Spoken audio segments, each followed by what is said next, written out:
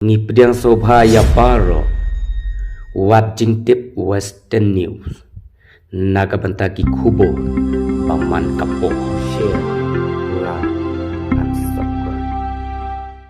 And as per the rules 279 sub 5 says reflect upon the conduct of persons in high authority unless the discussion is based on a substantive motion drawn in a proper terms.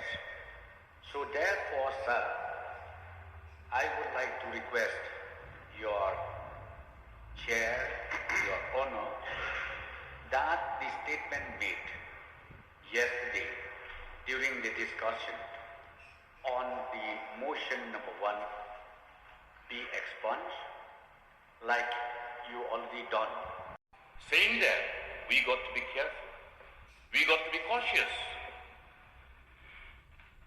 as to whom we associate while we occupy office of authority, office of position, office which is constitutionally empowered.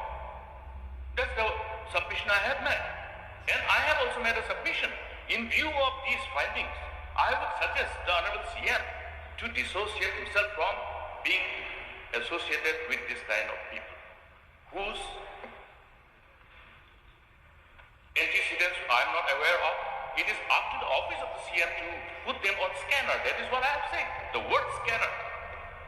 Now why is the government of the day so desperately and so, sweating it out to defend it? Is it not a fact that the media carried that very news item?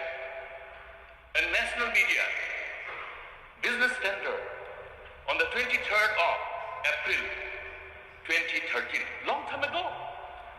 And the person concerned happens to be associated with the Honorable Chief Minister of Meghalaya. That's why suggestion has been made. It's not an allegation.